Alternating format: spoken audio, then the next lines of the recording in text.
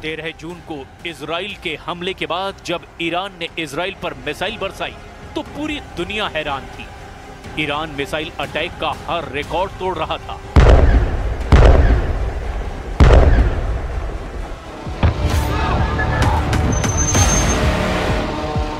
क्या तेल अवीव, क्या हाइफा और क्या इजराइल का डिफेंस सिस्टम, ईरान की मिसाइलों ने इजराइल के हर कवच को भेदा और बता दिया कि जब उसकी मिसाइल फायर होती है तो उन्हें रोकना ना इजराइल के बस की बात है और ना ही अमेरिका के।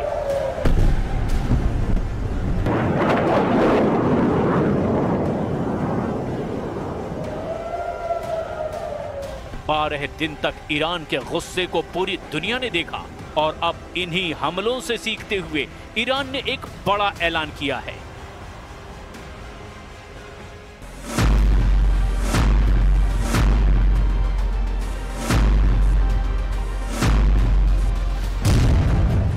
ईरान के रक्षा मंत्री ने कहा कि 12 दिन के युद्ध के बाद ईरान अब डबल ताकत के साथ युद्ध लड़ने के लिए तैयार है।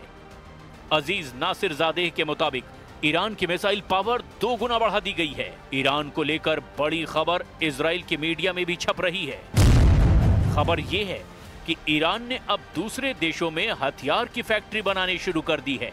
हालांकि किस देश में, इसका जिक्र नहीं किया गया।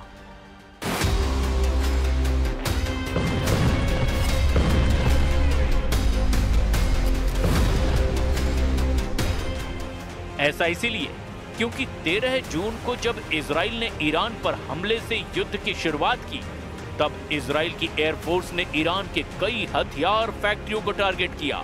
अपने सर्वोच्च नेता खामनेई के ऑर्डर पर ईरान अब ऐसा खतरा और नहीं उठाना चाहता।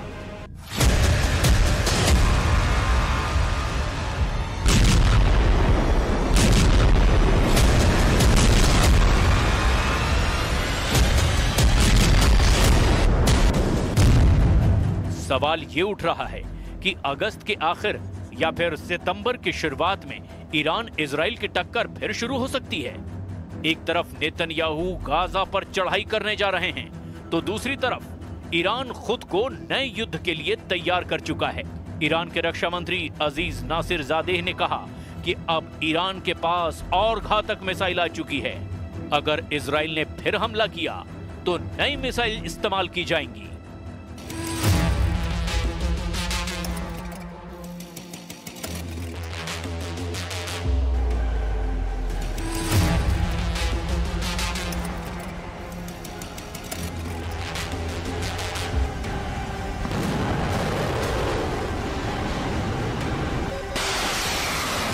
ईरान की असली ताकत उसकी मिसाइल है और इजराइल पर हुए हमलों की कामयाबी को देखते हुए ईरान का फोकस अब मिसाइल उत्पादन पर है। लेकिन साथ में ईरान ने अपने एयर डिफेंस को मजबूत बनाना भी शुरू कर दिया है, क्योंकि जून में हुई जंग के शुरुआती दौर में इजराइल की एयरफोर्स ने अपनी ताकत दिखाई थी और ईरान के ज्यादातर एयर डिफेंस वाले अड्डों को तबाह कर दिया था। इसीलिए ईरान ने अब नए युद्ध की तैयारी के तौर पर अपनी ड्रोन और मिसाइल फैक्ट्री, अपने परमाणु अड्डों और अपने रडार अड्डों को बचाने का काम शुरू कर दिया है। इसके लिए इन सभी ठिकानों को बेहतर डिफेंस सिस्टम से लैस किया जा रहा है ताकि इजराइल अगली बार हमला करे तो ऐसे ठिकानों को बचा लिया जाए।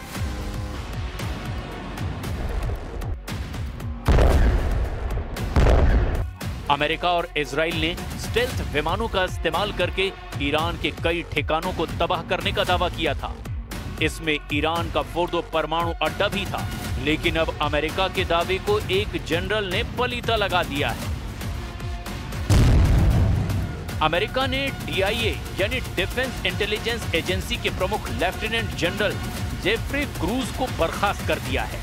जनरल क्रूज ने अपनी रिपोर्ट में दावा किया था कि अमेरिका के हमलों से ईरान का परमाणु कार्यक्रम पूरी तरह तबाह नहीं हुआ है। जनरल क्रूज के अलावा navy reserve chief vice admiral Nancy Lacore ने नेवी सील के प्रमुख रियर एडमिरल मिल्टन सेकंड्स को भी पद से हटा दिया है। ये खबर इस वक्त अमेरिका के हर बड़े अखबार और मीडिया में हेडलाइन बन चुकी है। ट्रंप प्रशासन ने जिस तरह इन अफसरों को पद से हटाया उसकी खूब आलोचना हो रही है, क्योंकि इन्होंने वैसे रिपोर्ट नहीं दी जैसे कि ट्रंप ने ईरान के परमाणु अड्डों पर बमबारी करने को लेकर दावा किया था। ट्रंप की सरकार में उन्हीं की खुफिया एजेंसी अगर ये दावा कर रही है कि ईरान का कुछ नहीं बिगड़ा, तो इससे एक बात साबित होती है, और वो ये कि न सिर्फ इजराइल बल्कि अमेरिका के पास भी ईरान के परमाणु कार्यक्रम को 100% खत्म करने की ताकत नहीं है। भले ही ट्रंप ने B-2 विमानों का इस्तेमाल किया, भले ही उसने दुनिया का सबसे बड़ा बंकर बस्टर बम गिराया, लेकिन जब खुफिया एजेंसी की रिपोर्ट कह रही है कि ईरान को बहुत ज्यादा नुकसान नहीं हुआ, तो अब आगे क्या होने वाला है? इजराइल पर ईरान के मिसाइल अटैक को रोकने में अमेरिका पहले ही अपने हाथ जला चुका है।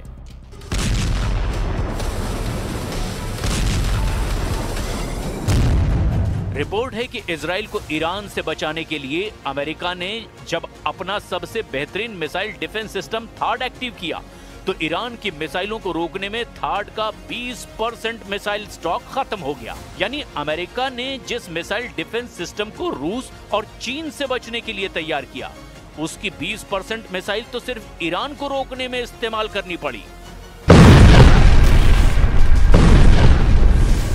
नेतन्याहू की दरख्वास्त पर डोनाल्ड ट्रंप ने एक नहीं बल्कि दो थाड मिसाइल डिफेंस सिस्टम इजराइल में तैनात किए, और इनका इस्तेमाल उन 12 दिनों में जमकर हुआ जब ईरान और इजराइल के युद्ध को दुनिया ने तीसरे विश्व युद्ध की शुरुआत के तौर पर महसूस किया।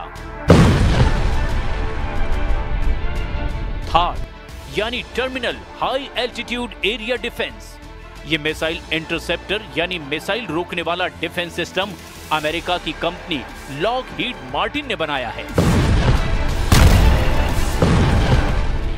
अमेरिका के रक्षा मंत्रालय यानी पेंटागन से थाड को लेकर कुछ सवाल पूछे गए, जिससे न सिर्फ इजराइल बल्कि अमेरिका के पूरे डिफेंस सिस्टम की पोल खुलती हुई नजर आ रही है, क्योंकि यह खबर अब वर्ल्ड हेडलाइन बन करके डोनाल्ड ट्रंप और बेंजामिन नेतन्याहू को परेशान कर रही है।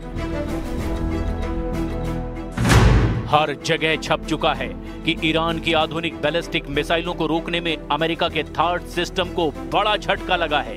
सिर्फ 12 दिनों में उसका 20% स्टॉक खत्म हो गया है।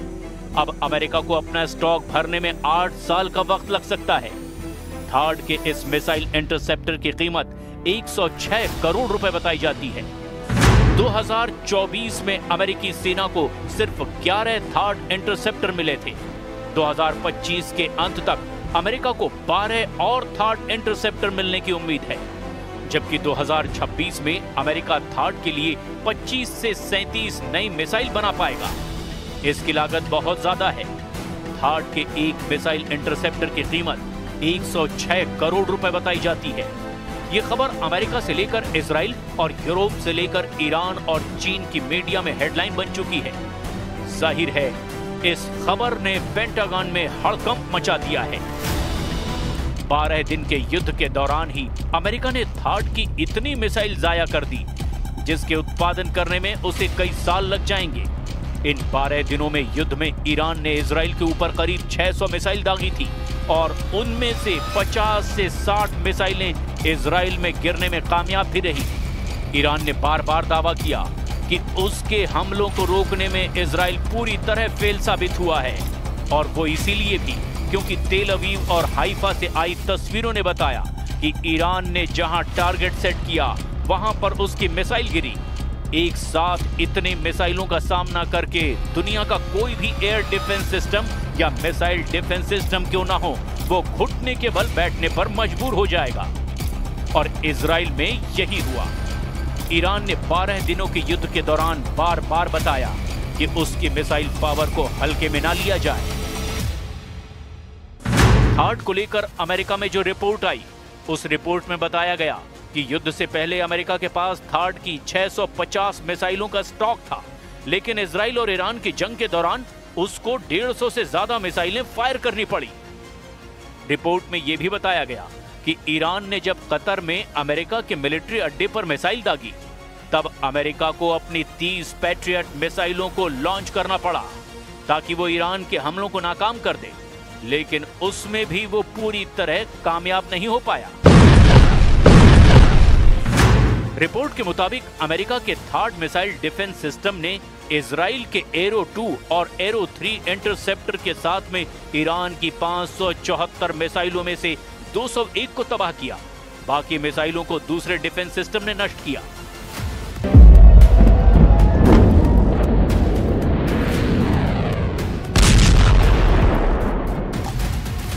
ईरान की मिसाइल पूरी तरह फेल नहीं हुई, इसकी गवाही तो तेल अवीव और हाइफा में हुई तबाही भी दे रहे हैं। इसीलिए ये कहा जा रहा है कि थार्ड या एरो पूरी तरह कामयाब रहे।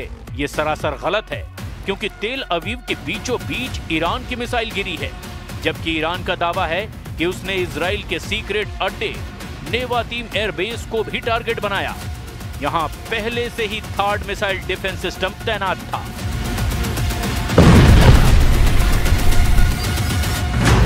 थार्ड 200 किलोमीटर की दूरी तक दुश्मन के किसी भी मिसाइल को मार सकता है। ये 150 किलोमीटर की ऊंचाई तक किसी भी मिसाइल को इंटरसेप्ट कर सकता है। अमेरिका के पास थार्ड की 7 बैटरियां हैं। एक बैटरी में 6 ट्रक माउंटेड लॉन्चर होते हैं। दुश्मन की मिसाइल को रोकने के लिए ये थार्ड सिस्टम के एक लॉन्चर से एक बार में 8 मिसाइल दागी जा सकती है, यानी पूरी बैटरी में कुल 48 इंटरसेप्टर मिसाइल होती हैं। इसे ऑपरेट करने के लिए 95 सैनिकों की जरूरत होती है।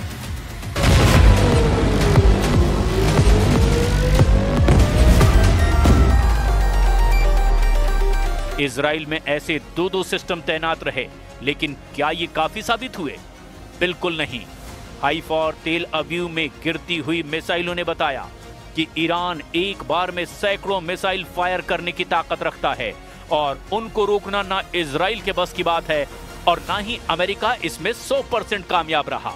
और अब ईरान ने अपनी मिसाइल पावर को 2 गुना करने का ऐलान किया है। ऐसे में समझा जा सकता है कि नया युद्ध हुआ या फिर जंग फिर शुरू हुई तो अमेरिका और इजराइल को ईरान से कैसे टक्कर मिलेगी।